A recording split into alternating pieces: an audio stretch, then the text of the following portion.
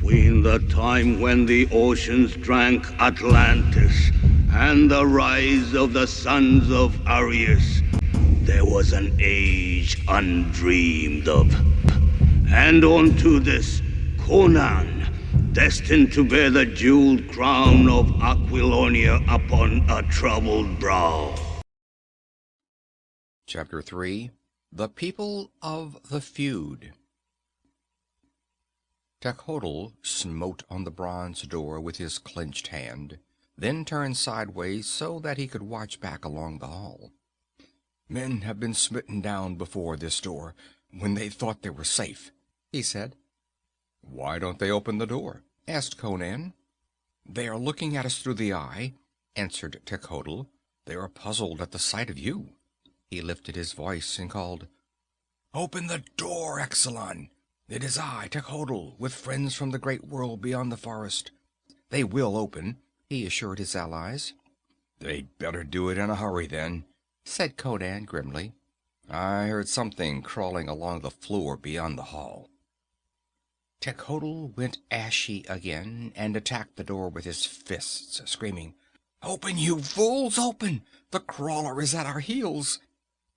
Even as he beat and shouted, the great bronze door swung noiselessly back, revealing a heavy chain across the entrance, over which spearheads bristled and fierce countenances regarded them intently for an instant. Then the chain dropped, and Techotl grasped the arms of his friends in a nervous frenzy and fairly dragged them over the threshold. A glance over his shoulder just as the door was closing showed Conan the long, dim vista of the hall, and dimly framed at the other end an Ophidian shape that writhed slowly and painfully into view, flowing in a dull-hued length from a chamber door, its hideous, blood-stained head wagging drunkenly. Then the closing door shut off the view. Inside the square chamber into which they had come, heavy bolts were drawn across the door, and the chain locked into place. The door was made to stand the battering of a siege. 4 men stood on guard of the same lank-haired, dark-skinned breed as Techotl, with spears in their hands and swords at their hips. In the wall near the door there was a complicated contrivance of mirrors, which Conan guessed was the eye Techotl had mentioned, so arranged that a narrow, crystal-paned slot in the wall could be looked through from within without being discernible from without.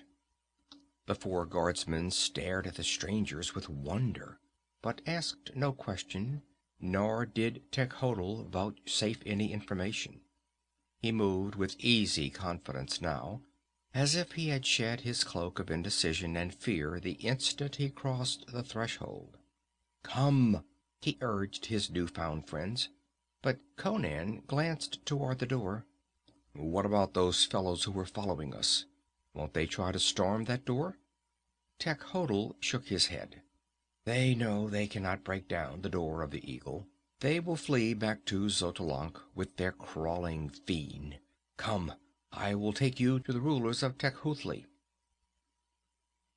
One of the 4 guards opened the door opposite the one by which they had entered, and they passed through into a hallway which, like most of the rooms on that level, was lighted by both the slot-like skylights and the clusters of winking fire gems.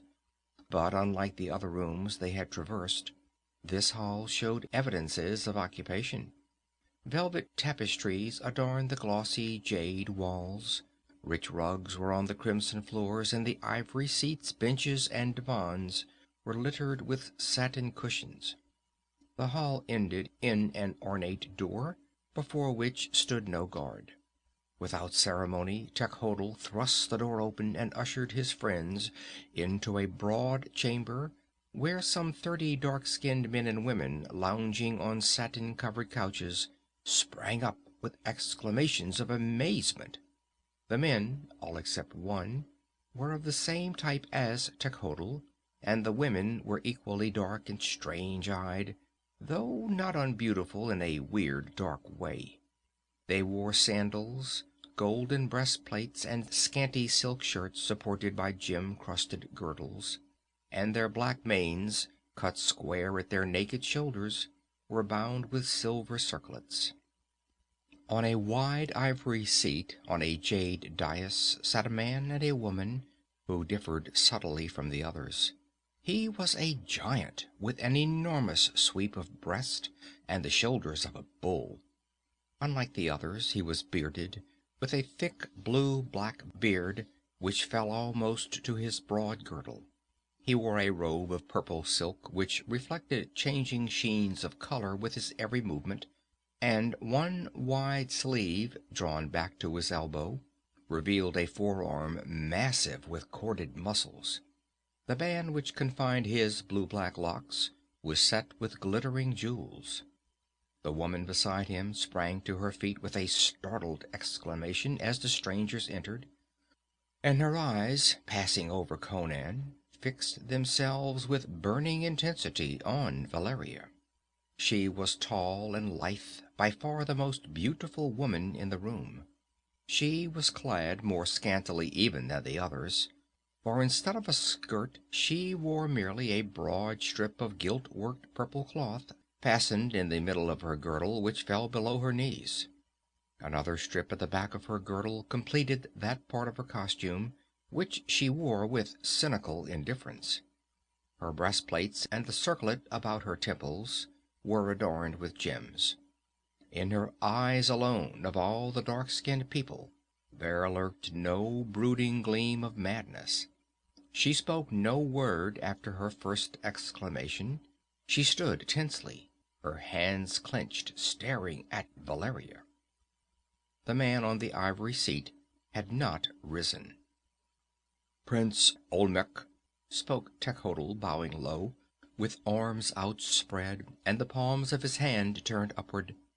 "I bring allies from the world beyond the forest. In the chamber of Tezcoti, the Burning Skull slew Chemek, my companion." "The Burning Skull!" It was a shuddering whisper of fear from the people of Tecuhltli. "Aye, then came I and found Chemek lying with his throat cut. Before I could flee, the Burning Skull came upon me, and when I looked upon it, my blood became as ice, and the marrow of my bones melted. I could neither fight nor run. I could only await the stroke. Then came this white-skinned woman and struck him down with her sword, and lo, it was only a dog of Xotalanc, with white paint upon his skin, and the living skull of an ancient wizard upon his head. Now that skull lies in many pieces, and the dog who wore it is a dead man." An indescribably fierce exultation edged the last sentence, and was echoed in the low, savage exclamations from the crowding listeners. "But wait!" exclaimed Techotl. "There is more. While I talked with the woman, 4 Xotalancs came upon me. One I slew. There is the stab in my thigh to prove how desperate was the fight. 2 the woman killed. But we were hard-pressed when this man came into the fray and split the skull of the 4th. Aye, 5 crimson nails there are to be driven into the pillar of vengeance." He pointed at a black column of ebony which stood behind the dais. Hundreds of red dots scarred its polished surface, the bright scarlet heads of heavy copper nails driven into the black wood. 5 red nails for 5 Xotalanca lives, exulted Techotl, and the horrible exultation in the faces of the listeners made them inhuman. "Who are these people?" asked Olmec, and his voice was like the low, deep rumbling of a distant bull. None of the people of Zukodl spoke loudly.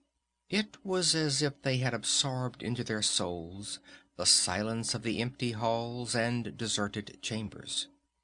"I am Conan, a Cimmerian," answered the barbarian briefly. "This woman is Valeria of the Red Brotherhood, an Aquilonian pirate. We are deserters from an army on the Darfar border far to the north, and are trying to reach the coast." The woman on the dais spoke loudly, her words tripping in her haste. "You can never reach the coast. There is no escape from Zukodl. You will spend the rest of your lives in this city."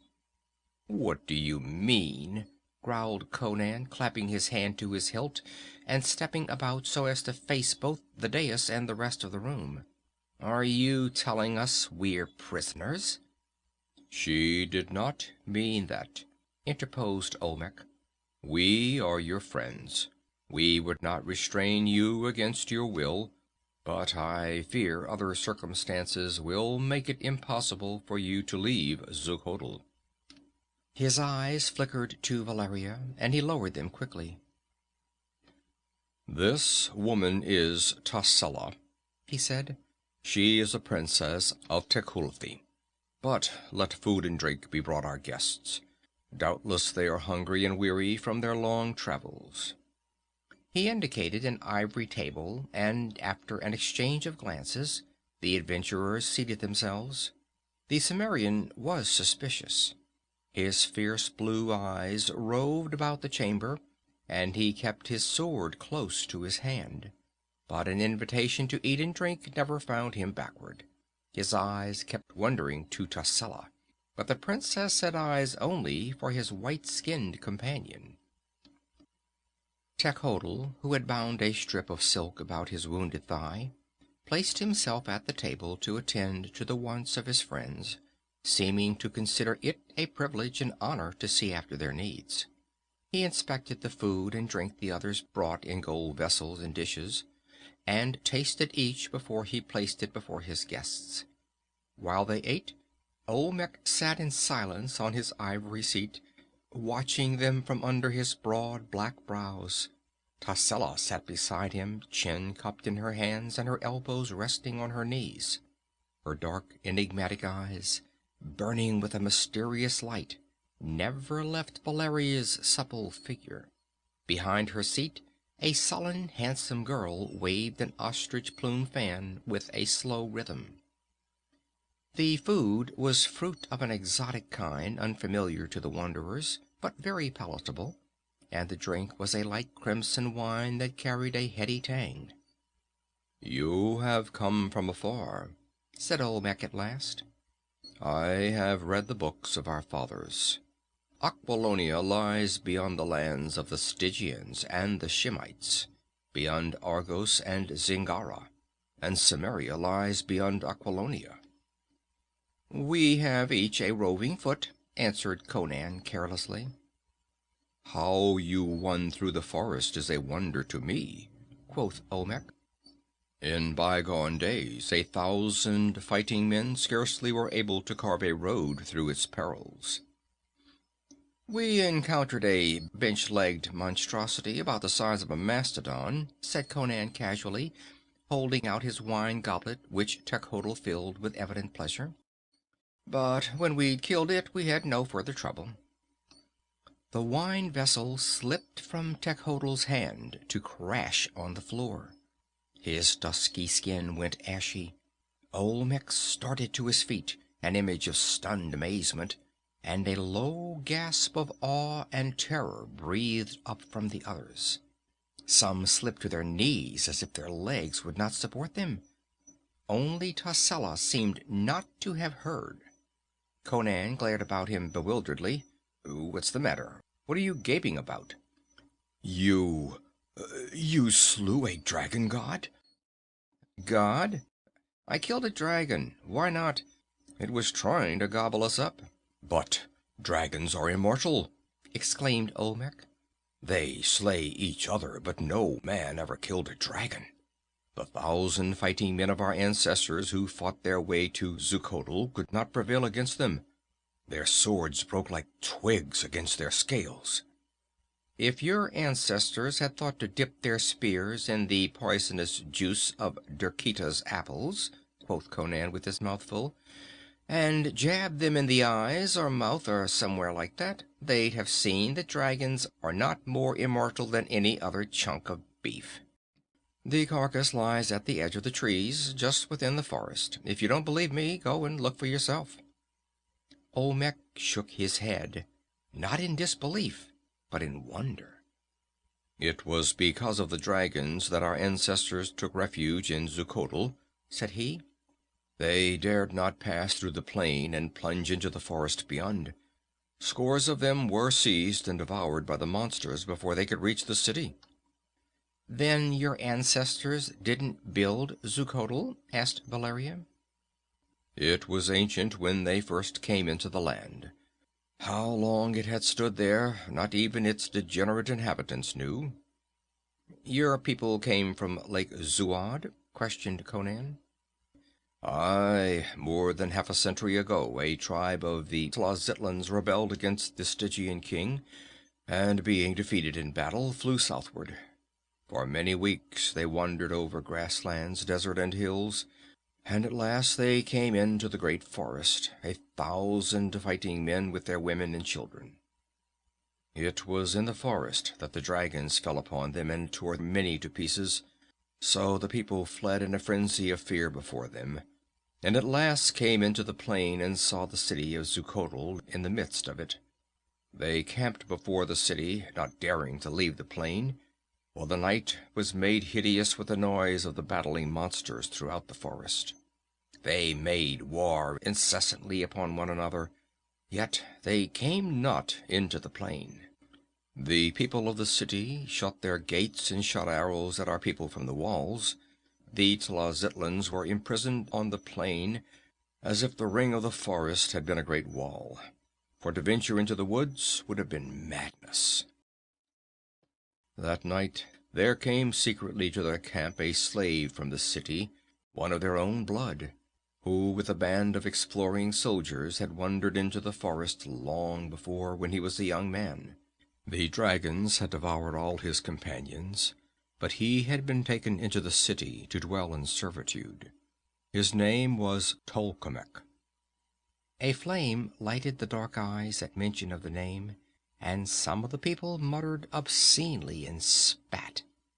He promised to open the gates to the warriors. He asked only that all captives taken be delivered into his hands. At dawn he opened the gates. The warriors swarmed in, and the halls of Zukodal ran red. Only a few hundred folk dwelt there, decaying remnants of a once great race. Tolkemec said they came from the east long ago, from old Kosala, when the ancestors of those who now dwell in Kosala came up from the south and drove forth the original inhabitants of the land. They wandered far westward and finally found this forest-girdled plain, inhabited then by a tribe of black people. These they enslaved and set to building a city. From the hills to the east they brought jade and marble and lapis lazuli and gold and silver and copper. Herds of elephants provided them with ivory. When their city was completed, they slew all the black slaves, and their magicians made a terrible magic to guard the city, for by their necromantic arts they recreated the dragons which had once dwelt in this lost land, and whose monstrous bones they found in the forest. Those bones they clothed in flesh and life, and the living beasts walked the earth as they walked it when time was young. But the wizards wove a spell that kept them in the forest, and they came not into the plain. So, for many centuries, the people of Zukodal dwelt in their city, cultivating the fertile plain until their wise men learned how to grow fruit within the city, fruit which is not planted in soil, but obtains its nourishment out of the air. And then they let the irrigation ditches run dry, and dwelt more and more in luxurious sloth until decay seized them. They were a dying race when our ancestors broke through the forest and came into the plain. Their wizards had died, and the people had forgot their ancient necromancy. They could fight neither by sorcery nor the sword. Well, our fathers slew the people of Zukodal, all except 100, which were given living into the hands of Tolkemec, who had been their slave, and for many days and nights the halls re-echoed to their screams under the agony of his tortures.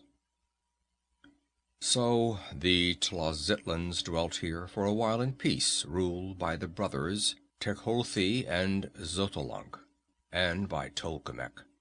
Tolkemec took a girl of the tribe to wife, and because he had opened the gates, and because he knew many of the arts of the Xuchotlans, he shared the rule of the tribe with the brothers who had led the rebellion and the flight.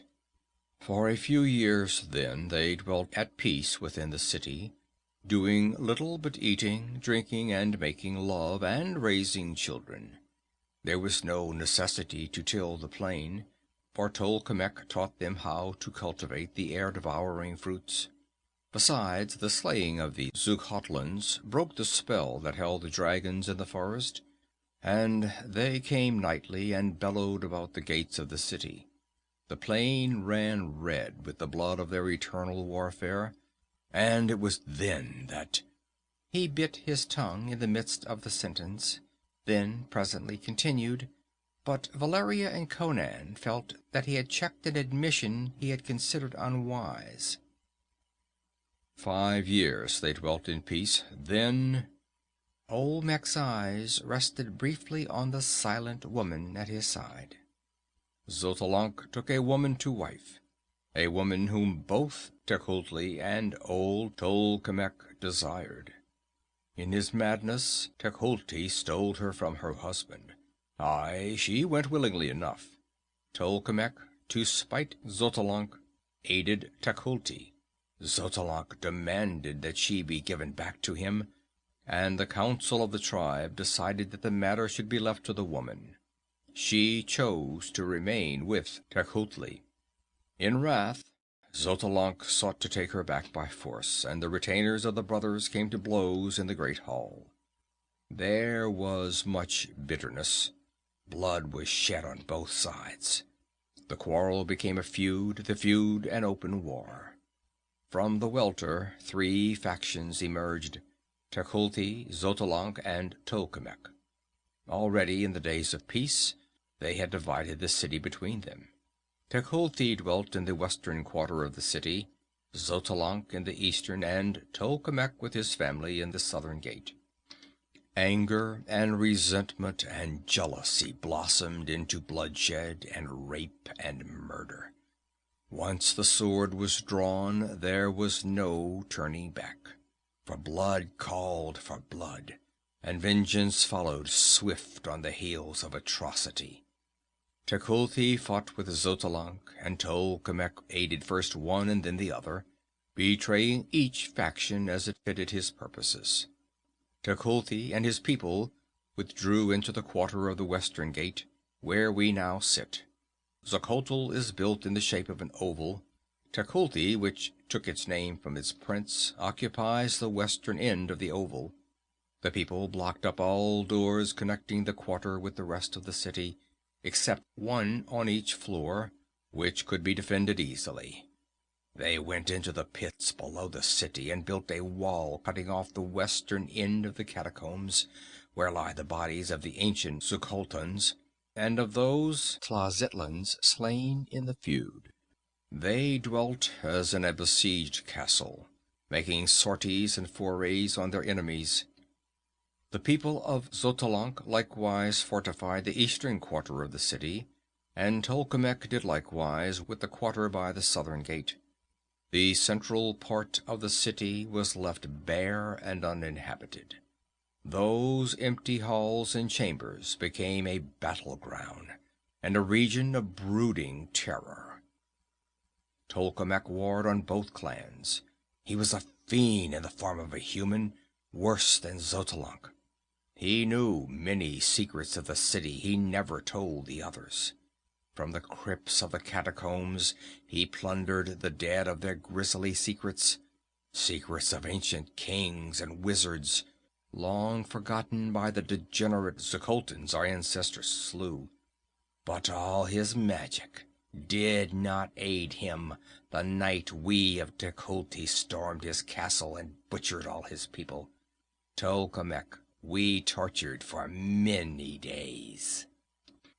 His voice sank to a caressing slur, and a faraway look grew in his eyes, as if he looked back over the years to a scene which caused him intense pleasure. "Aye, we kept the life in him until he screamed for death as for a bride. At last we took him living from the torture chamber, and cast him into a dungeon for the rats to gnaw as he died. From that dungeon, somehow, he managed to escape, and dragged himself into the catacombs. There, without a doubt, he died, for the only way out of the catacombs beneath Tecuhltli is through Tecuhltli, and he never emerged by that way. His bones were never found, and the superstitious among our people swear that his ghost haunts the crypts to this day, wailing among the bones of the dead. 12 years ago, we butchered the people of Tolkemec, but the feud raged on between Tecuhltli and Xotalanc, as it will rage until the last man, the last woman, is dead.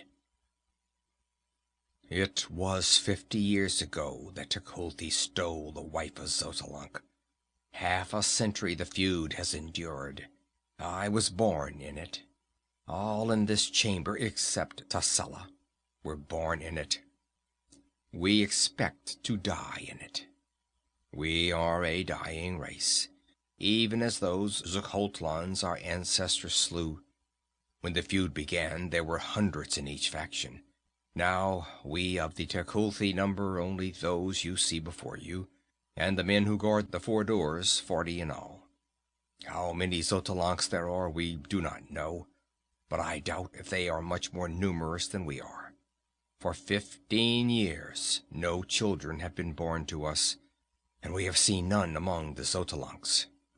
We are dying, but before we die, we will slay as many of the men of Xotalanc as the gods permit." And with his weird eyes blazing, Olmec spoke long of that grisly feud, fought out in silent chambers and dim halls, under the blaze of the green fire jewels, on floors smoldering with the flames of hell, and splashed with deeper crimson from severed veins. In that long butchery, a whole generation had perished. Xotalanc was dead long ago, slain in a grim battle on an ivory stair. Tecuhltli was dead, flayed alive by the maddened Xotalancs who had captured him. Without emotion, Olmec told of hideous battles fought in black corridors, of ambushes on twisting stairs and red butcheries. With a redder, more abysmal gleam in his deep dark eyes, he told of men and women flayed alive, mutilated and dismembered, of captives howling under tortures so ghastly that even the barbarous Cimmerian grunted. No wonder Tecuhltli had trembled with the terror of capture. Yet he had gone forth to slay if he could, driven by hate that was stronger than his fear. Olmec spoke further of dark and mysterious matters, of black magic and wizardry conjured out of the black night of the catacombs, of weird creatures invoked out of darkness for horrible allies. In these things the Xotalancs had the advantage, for it was in the eastern catacombs where lay the bones of the greatest wizards of the ancient Xuchotlans with their immemorial secrets. Valeria listened with morbid fascination. The feud had become a terrible elemental power driving the people of Xuchotl inexorably on to doom and extinction. It filled their whole lives. They were born in it, and they expected to die in it. They never left their barricaded castle except to steal forth into the halls of silence that lay between the opposing fortresses, to slay and be slain. Sometimes the raiders returned with frantic captives, or with grim tokens of victory in fight. Sometimes they did not return at all, or returned only as severed limbs cast down before the bolted bronze doors. It was a ghastly, unreal nightmare existence these people lived, shut off from the rest of the world, caught together like rabid rats in the same trap, butchering one another through the years, crouching and creeping through the sunless corridors to maim and torture and murder. While Olmec talked, Valeria felt the blazing eyes of Tassella fixed upon her. The princess seemed not to hear what Olmec was saying. Her expression as he narrated victories or defeats did not mirror the wild rage or fiendish exultation that alternated on the faces of the other Tekulti. The feud that was an obsession to her clansmen seemed meaningless to her. Valeria found her indifferent callousness more repugnant than Olmec's naked ferocity. "And we can never leave the city," said Olmec. "For 50 years no one has left it except those—" Again he checked himself. "Even without the peril of the dragons," he continued, "we who were born and raised in the city would not dare leave it. We have never set foot outside the walls. We are not accustomed to the open sky and the naked sun. No, we were born in Zukotel, and in Zukotel we shall die." "Well," said Conan, "with your leave, we'll take our chances with the dragons. This feud is none of our business. If you'll show us to the west gate, we'll be on our way." Tassella's hands clenched, and she started to speak, but Olmec interrupted her. "It is nearly nightfall. If you wander forth into the plain by night, you will certainly fall prey to the dragons." "We crossed it last night and slept in the open without seeing any," returned Conan. Tassella smiled mirthlessly. "You dare not leave Zukotel!" Conan glared at her with instinctive antagonism. She was not looking at him, but at the woman opposite him. "I think they dare," retorted Olmec. "But look you, Conan and Valeria, the gods must have sent you to us to cast victory into the laps of the Tecuhtli. You are professional fighters. Why not fight for us? We have wealth in abundance. Precious jewels are as common in Zukotel as cobblestones are in the cities of the world. Some the Zukotlans brought with them from Kosala. Some, like the Firestones, they found in the hills to the east. Aid us to wipe out these Xotalancs, and we will give you all the jewels you can carry." "And will you help us destroy the dragons?" asked Valeria. "With bows and poisoned arrows, 30 men could slay all the dragons in the forest."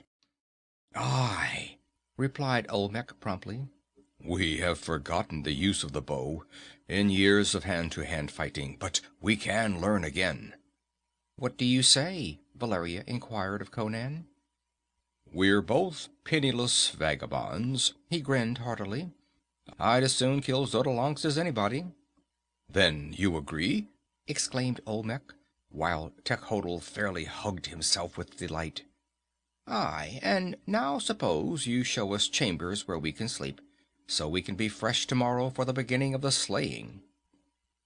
Olmec nodded and waved his hand, and Techotl and a woman led the adventurers into a corridor which led through a door off to the left of the jade dais. A glance back showed Valeria Olmec sitting on his throne, chin on knotted fist, staring after them. His eyes burned with a weird flame. Tassella leaned back in her seat, whispering to the sullen-faced maid, Yasala, who leaned over her shoulder, her ear to the princess's moving lips. The hallway was not so broad as most they had traversed, but it was long. Presently the woman halted, opened a door, and drew aside for Valeria to enter. "Wait a minute," growled Conan. "Where do I sleep?" Techotl pointed to a chamber across the hallway, but one door farther down.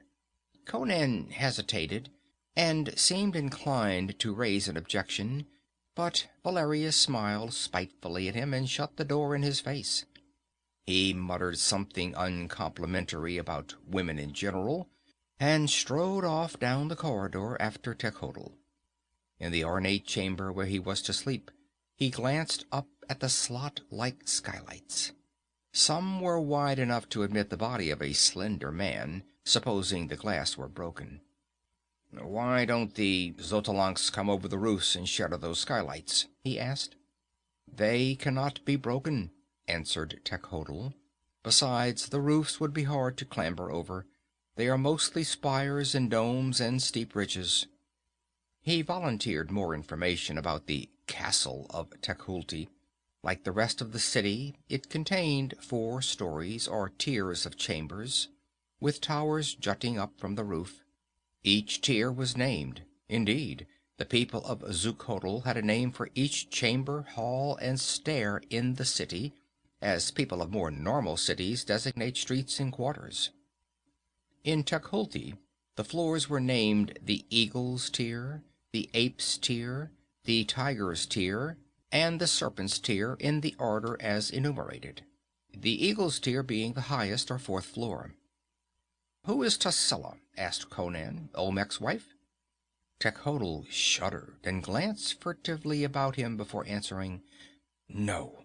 She is Tascela. She was the wife of Xotalanc, the woman Tecuhltli stole to start the feud."